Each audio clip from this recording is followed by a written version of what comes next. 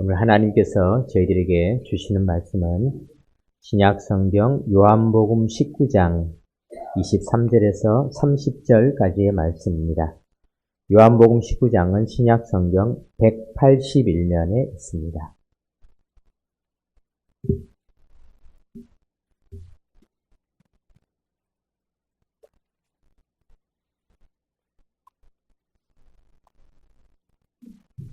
하나님의 말씀을 교독으로 봉독하겠습니다. 군인들이 예수를 십자가에 못 박고 그의 옷을 취하여 네 깃에 나눠 각각 한 깃씩 얻고 속옷도 취하니 이 속옷은 호지 아니하고 위에서부터 통으로 짠 것이라.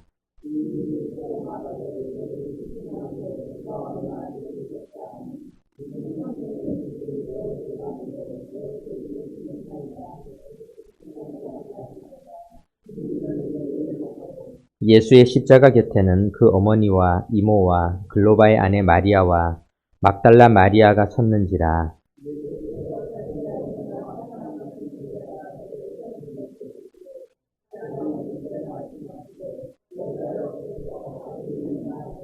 또 그 제자에게 이르시되 보라 내 어머니라 하신대 그때부터 그 제자가 자기 집에 모시니라.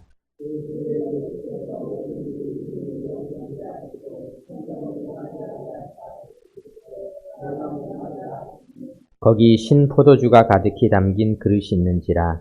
사람들이 신포도주를 적신 해면을 우슬초에 메어 예수의 입에 대니 예수께서 신포도주를 받으신 후에 이르시되 다 이루었다 하시고 머리를 숙이니 영혼이 떠나 가시니라. 아멘. 우리가 사순절 고난주간을 보내게 되었습니다.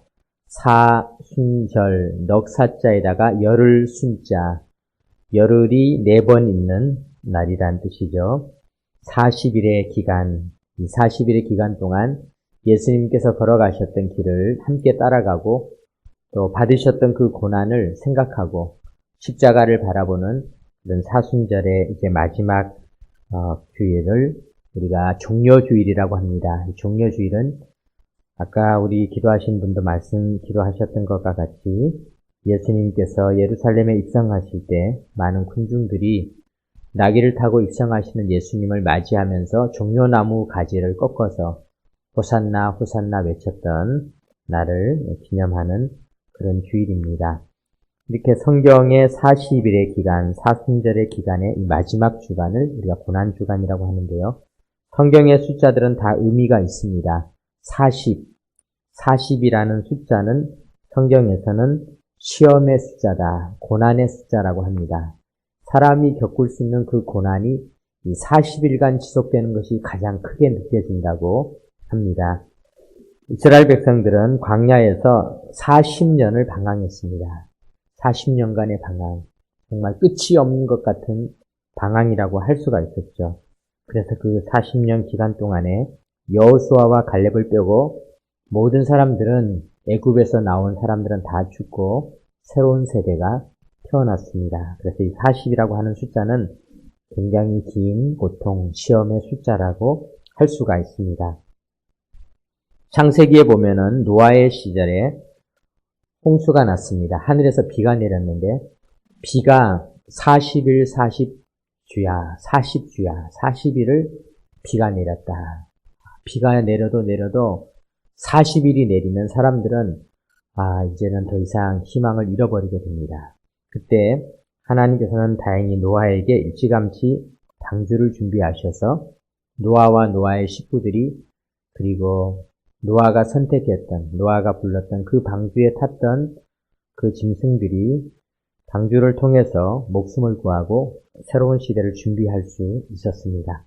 40이라고 하는 기간은 굉장히 두렵고 힘든 기간이라고 할 수 있습니다. 예수님께서 공생애를 시작하셔서 광야에서 40일간 시험을 받으시고 줄이셨습니다. 인간의 최종 한계죠. 40일간 굶으셨는데 더 이상 굶으면 사실은 다 죽게 되어져 있는 것이죠. 거의 골든타임의 막바지까지 주님께서는 이 40일이라고 하는 기간 동안 금식하셨습니다. 40이라고 하는 기간은 참 힘들고 어려운 기간이라고 할 수가 있습니다. 그런데 우리가 어떻게 생각해 보면 이렇게 생각할 수 있습니다. 하나님께서는 우리에게 시험을 주시지만은 시험을 이기게 하십니다. 고린도서에 보면은 고린도전서 10장 13절에 이런 말씀이 있습니다. 사람이 감당할 시험 밖에는 너희에게 당한 것이 없나니 오직 하나님은 미쁘사 너희가 감당치 못할 시험 당함을 허락지 아니하시고 시험 당할 때에는 또한 피할 길을 내사 너희로 그 시험을 견디게 하시느니라. 얼마나 귀한 말씀인지 모릅니다. 사랑하는 성도 여러분, 우리에게도 어려움이 지속되어지는 경우들이 있습니다. 그런데 하나님은 모든 어려움에 한계를 지어주셨어요. 40일을 견디면은 축복이 있을 것이다. 40일이 지나가면은 젖가꿀이 흐르는 땅으로, 40년이 지나가면 젖가꿀이 흐르는 땅으로 갈 것이다. 40일이라고 하는 숫자가 지나면은 비가 그칠 것이다. 새로운 세계를 향하여, 새로운 하늘과 새 땅을 향하여 나아갈 수 있을 것이다. 우리에게 주어진 이 고통이 아무리 길더라도 하나님께서는 반드시, 하나님께서는 피할 길을 내시고 그리고 그 시험을 넉넉히 감당하게 하시고 시험 후에 축복을 주시는 분이심을 믿으시기 바랍니다. 예수님께서 무덤에 들어가신 그 기간도 학자들에 따르면요, 우리가 그 시간이 아주 정확하다라고 할 수는 없지만은 예수님께서는 오후 3시에 십자가에서 운명을 하셨습니다. 그리고 그 다음 날 안식일 하루를 꼬박 그 무덤에서 계셨죠. 그러니까 하루는 24시간이고요. 오후 3시부터 남은 시간이 11시간을 우리가 이제 생각해 본다면은 그 다음 날 새벽 5시 정도에 이른 새벽에 빈 무덤을 통해서 예수님의 부활하심을 목격했다면은 이 시간들을 합치면은 40시간 정도가 됩니다. 예수님께서 무덤에 계셨던 시간도 이 40이라고 하는 시간을 통하여서 오늘 우리들에게 말씀하여 주고 있는 것입니다. 고난주간 마지막 주간에 예수님께서는 종려주일을 날 사람들의 환호를 받은 후에 월요일에는 성전으로 가셨습니다. 성전에 가셔서 성전을 깨끗하게 하셨습니다.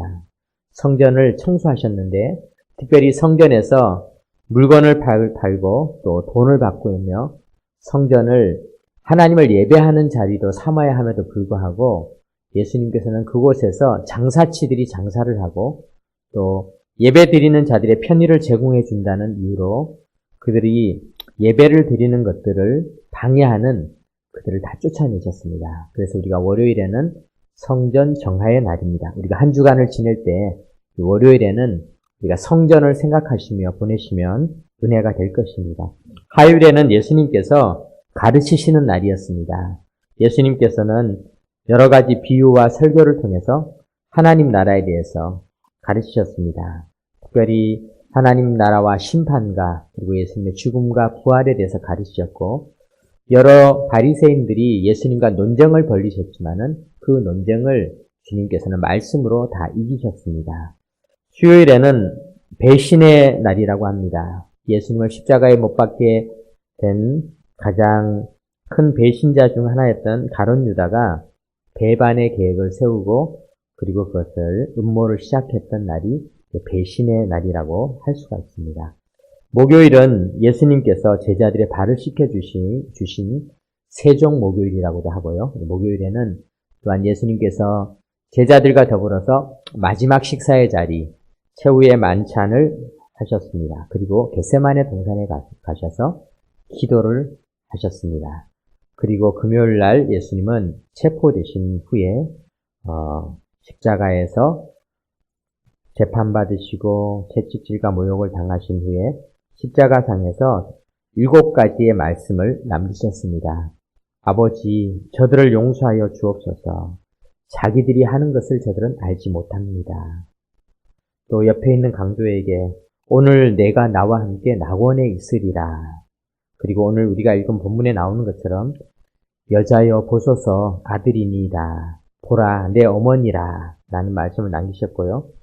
또 엘리 엘리 라마 사박다니 나의 하나님 어찌하여 나를 버리셨나이까 라는 말씀을 남기셨으며 목마르다 다 이루었다. 아버지 내 영혼을 아버지 손에 부탁하나이다. 이런 7가지의 말씀을 나누신 후에 예수님께서는 금요일 오전 9시경 유대 시간으로는 제3시에 골고다에서 십자가에 못 박히기 시작하셨다가 12시, 낮 12시 금요일 정오가 되었습니다. 그때 갑자기 온 땅에 어둠이 내리기 시작했고, 그리고 제9시, 즉 오후 3시에 마침내 예수님께서는 마지막 운명을 맞으시고 영원히 떠나가시며 숨을 거두시게 되었습니다. 이때 예수님의 죽음과 동시에 바위가 움직이고 땅이 움직이며 성전의 휘장이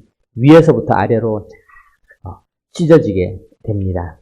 이 성전의 휘장이 찢어지게 됨을 통하여서 그동안의 율법으로 말미암아서 대제사장이 1년에 한 번씩 들어갈 수 있었던 그런 성전의 휘장이 찢어짐으로 이제 예수님께서 대제사장적인 사역을 하셨음을 보여주고 있습니다.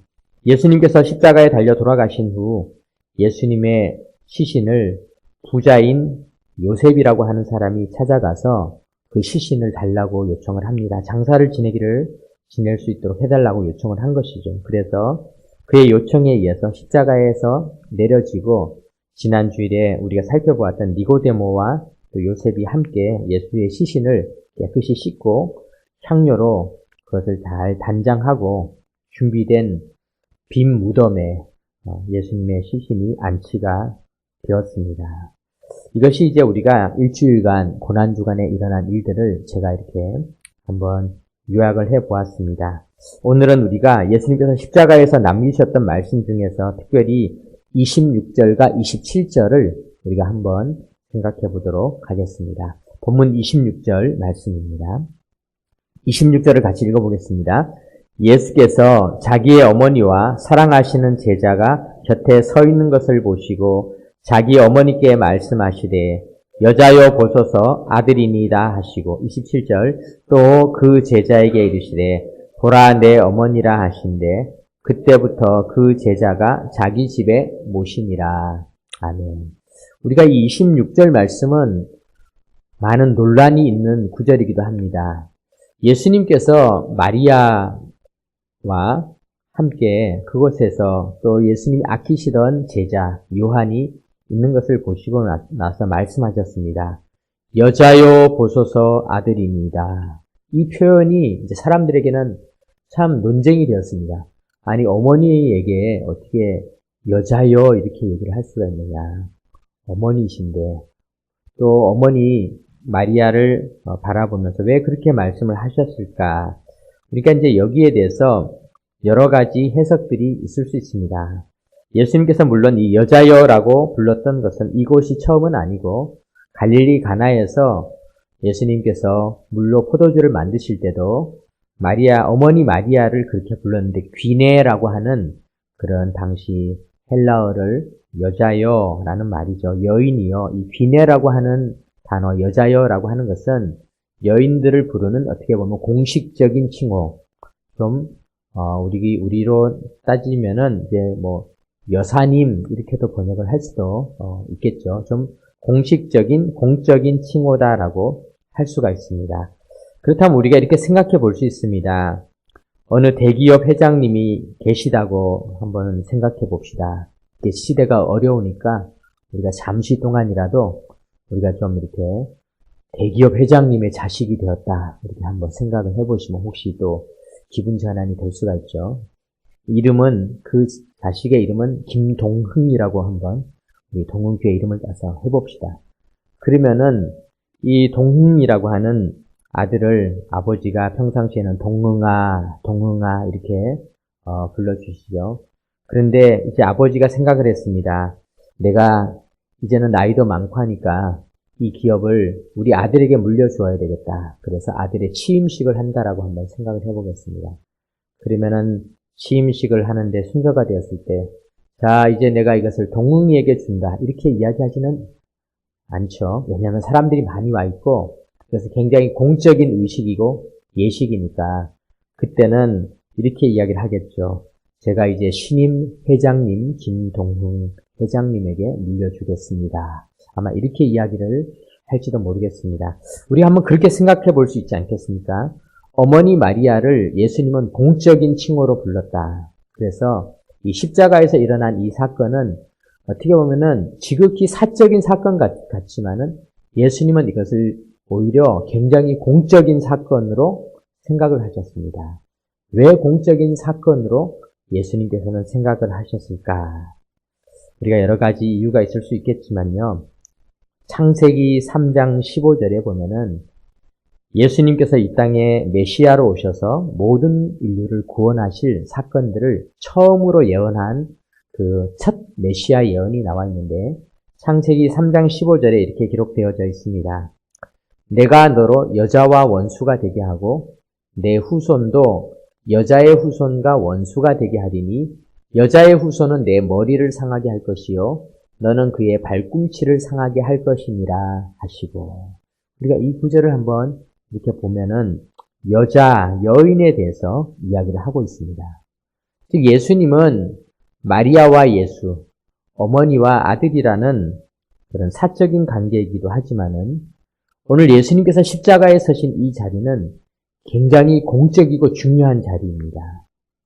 모든 임직원들에게 있어서 김동흥이라는 회장이 취임하는 것은 아버지와 아들의 관계를 벗어나서 그 회사 전체에 영향을 미치는 공적인 사건인 것 같이 오늘 이 창세기 3장 15절에 나와 있는 것처럼 여자의 후손이 마침내 뱀의 머리, 사탄의 머리를 상하게 하는 이 십자가에서 일어나게 되는 엄청난 사건, 이 사건은 굉장히 공적인 사건입니다. 왜냐하면 이것은 단지 마리아와 예수라는 두 사람 또 요한이라는 세 사람에게만 영향을 끼치는 사건이 아니라 온 인류에게 영향을 끼치게 되는 지극히 공적인 사건이다. 지금 예수님께서는 그것을 드러내시기 위해서 마리아를 부를 때 마리아여 이렇게 부르지 않고 여자여 보소서 아들입니다. 이렇게 예수님께서는 말씀하시지 않았을까 우리가 이렇게 생각해 볼 수 있는 것입니다. 사랑하는 성도 여러분, 예수님의 십자가는요 개인적인 사건이 아닙니다. 이것은 온 인류에게 영향을 미치는 공적인 사건입니다. 예수님께서 십자가를 지심으로 말미암아 여자의 후손이 마침내 뱀의 머리를 상하게 하는 것과 마찬가지로 예수님의 이 사역은 사탄이 우리를 여러 가지로 공격을 하죠. 사탄은 지금도 우리의 삶을 많이 공격을 합니다. 그런데 이 사탄의 머리는 사실 보니까 여자의 후손인 예수님께서 이미 그 머리를 상하게 해버리셨어요. 이미 머리가 밟혀서 그 머리는 이제 회복될 수가 없는 상황이죠. 그러면 이 뱀은 꼬리를 더 칠 겁니다. 이 뱀이 얼마나 꼬리를 치겠습니까? 머리를 짓밟힌 뱀은요. 그런데 그 머리를 짓밟힌 뱀의 운명은 결국은 죽게 되어져 있습니다. 우리가 볼 때 옛날 뱀보다 지금 머리가 밟힌 뱀이 더 무서울 겁니다. 더 꼬리를 치고 더 활개를 치니까 우리를 더 괴롭게 하지만은 그러나 이것은 한계에 지워진 뱀의 운명이다. 우리는 비록 잠깐 동안은 어려움과 고난을 당하지만은 우리 하나님께서는 이미 우리의 운명은 생명으로, 뱀의 운명은 죽음으로 정해놓으신 공적인 사건이 벌어지게 된 것입니다. 사랑하는 성도 여러분, 우리는 바로 그런 하나님의 공적인 구원을 약속받은 사람임을 믿으시기 바랍니다. 이 사건은 단지 마리아와 예수님 사이에만 일어난 일이 아니라 모든 백성, 오늘 예배를 드린 우리 모두에게까지 영향을 미치는 지극히 공적인 사건이다라는 것을 알 수가 있습니다. 또한 우리가 생각해 볼 수 있는 것은요, 예수님께서는 오늘 어머니에게는 여자여 보소서 아들이니다 하시고 27절에 보면은 그 제자에게 보라 내 어머니라, 어머니가 되었다 이렇게 이야기를 했습니다. 굉장히 가족적인 용어죠. 예수님께서는 이 땅에 오셔서 수많은 종교적인 용어들, 이 종교적인 용어들은 당시에 많은 학자들이 히브리어를 공부를 해야 되고 또 그 의미를 밝혀야 되는데 예수님은 너무나 쉬운 말로 이야기하셨고 많은 종교적인 용어들을 굉장히 지극히 일상적인 용어 중에서 특별히 가족적인 용어로 사용하셨음을 볼 수 있습니다. 예수님께서는 우리에게 오셔서 우리가 어떻게 기도해야 될지 모르겠습니다라고 하니까 마태복음 6장 9절에 그러므로 너희는 이렇게 기도하라. 하늘에 계신 우리 아버지여 이름이 거룩히 여김을 받으시오며 아버지여 이렇게 부르라고 했습니다. 기도할 때. 그런데 이것이 사실 당시 유대인들에게는 너무나 충격적인 말이었습니다. 왜냐하면 유대인들은 성경을 읽는 것이 아무나 읽을 수도 없었을 뿐더러 그 성경을 읽을 때 하나님이라는 말, 여호와라는 말이죠. 이 여호와라는 말이 원래는 바브해 요두해라고 하는 그 네 글자의 글자가 있었습니다. 그래서 이 말을 직접 이스라엘 백성들은 감히 우리가 어떻게 하나님의 이름을 직접 부르냐. 성경을 읽다가도 그 말이 나오면은 직접 말하지를 못했어요. 그래서 그 이름을 그냥 하나님의 이름을 말하는 네 글자 이렇게 칭했습니다. 신명 4글자 이렇게 칭했습니다. 그래서 아도나이 이렇게 바꿔서 불렀습니다. 그랬더니 세월이 지나면서 이스라엘 백성들은 이 이름, 하나님의 이름을 어떻게 발음하는지를 아무도 알지 못한 거예요. 왜냐하면 그거를 다 피해버렸어요. 그래서 오늘날 세월이 지나서 이제 그 글자를 어떤 사람들은 야훼라고 불러야 된다. 어떤 사람은 여호와라고 해야 된다. 또 미국에서는 뭐 저호바라고 이렇게 하기도 하고 이렇게 발음이 많이 달라지게 되었죠. 그만큼 하나님의 이름을 말하는 것조차도 사람들은 두려워했는데 예수님께서는 오셔서 아니다. 이제 너희는 그렇게 하나님을 멀리 대하지 말고 아버지로 불러라. 심지어 로마서에 보면은 로마서 8장 14절에는 무릇 하나님의 영으로 인도함을 받는 사람은 곧 하나님의 아들이라. 너희는 다시 무서워하는 종의 영을 받지 아니하고 양자의 영을 받았으므로 우리가 아빠 아버지라고 부르짖느니라. 아버지라는 칭호조차도 그것도 너무 엄숙하니까 아빠라고 불러라. 그냥 하나님을 아빠라고 불러라. 아바 아버지. 아바라고 불러라. 로마서 8장 16절에 보면은 성령이 친히 우리의 영과 더불어 우리가 하나님의 자녀인 것을 증언하시나니 자녀이면 또한 상속자 곧 하나님의 상속자요 그리스도와 함께한 상속자니 우리가 그와 함께 영광을 받기 위하여 고난도 함께 받아야 할 것입니다. 이렇게 해서 우리가 하나님의 자녀이다라는 것에서 끝나지 않고 이제는 우리가 하나님의 가족이 되었는데 이 가족에게는 세 가지의 중요한 특징이 있습니다. 첫 번째는 뭐냐면요. 가족은요. 경제 공동체. 물론 요즘은 가족들도 이제 요즘은 부부들도 돈을 따로 쓰는 그런 부부들도 꽤 있지만은 사실은 그렇지 않죠. 가족은 아버지 돈이 내 돈이고 내 돈이 아버지 돈이 되는 거죠. 물론 아직 자식이 돈 관리를 못하기 때문에 아버지가 돈의 일부만을 주는 것이지만은 원래 가족은 경제 공동체입니다. 그래서 우리 로마서는 우리가 하나님의 상속자이다. 하나님의 것이 다 내 것이다. 또한 가족은 운명 공동체입니다. 특히 당시에 유대 사회나 또 고대 사회에서는 가족 중에 누구 한 명이 잘못하게 되면은 그 가족이 함께 벌을 받는 그런 일들이 있었습니다. 시편에도 보면은 원수들이 추격해 올 때 주께서 내 원수의 목전에서 내게 상을 차려주시고 기름을 내 머리에 부으셨으니 내 잔이 넘치나이다. 들판에서 쫓기던 사람이 어느 사람의 천막으로 뛰어들어가서 살려주십시오. 그래. 그러면은 그 사람이 그 자리에서 밥을 먹게 되면은 이제 한 식구가 되는 거죠. 가족이 되게 되면은 그러면 이 사람들의 운명은 같은 운명이 됩니다. 이 중에 누구 한 명을 공격하게 되면은 이 모두를 공격한 것이기 때문에 부족 간의 싸움이 일어나게 되는 것이죠. 그래서 같은 운명, 생과 사를 같이 나누는 것이 가족입니다. 뿐만 아니라 가족은 감정 공동체입니다. 한 식구가 슬픔을 당하면 온 식구가 슬프게 됩니다. 야곱의 딸 중에서 디나가 어려움을 당했습니다. 성폭행을 당했습니다. 그러자 온 가족들이 분노하고 슬퍼했습니다. 가족이기 때문에 그런 것이. 가족은 이와 같은 특징을 가지고 있습니다.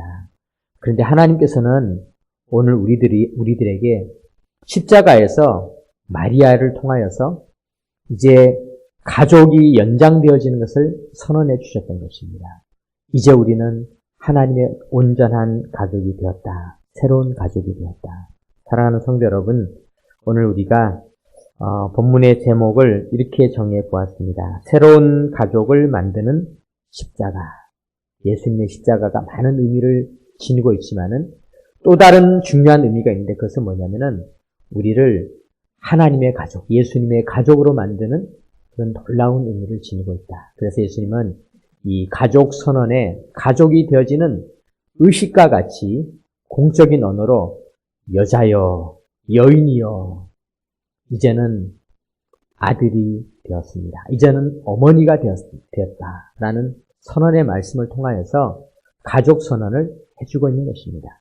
그리고 이 선언은 단지 예수님과 마리아만의 선언이 아니라 온 인류에게 주어지는 선언, 오늘 우리들에게도 주어지는 선언입니다. 이제 우리는 하나님의 가족입니다. 그래서 우리는 하나님과 더불어서 공동의 운명 공동체요, 공동의 경제 공동체요, 공동의 정서 공동체입니다. 우리가 힘들고 아프고 눈물 나고 슬프고 속상하고 괴로울 때 하나님은 우리의 가족이시므로 우리와 똑같이 슬퍼하십니다. 똑같이 눈물을 흘리십니다. 똑같이 아파하십니다. 우리가 부족하고 우리에게 필요함이 있을 때 하나님은 우리와 경제 공동체이시므로 우리에게 채워주시는 분이십니다.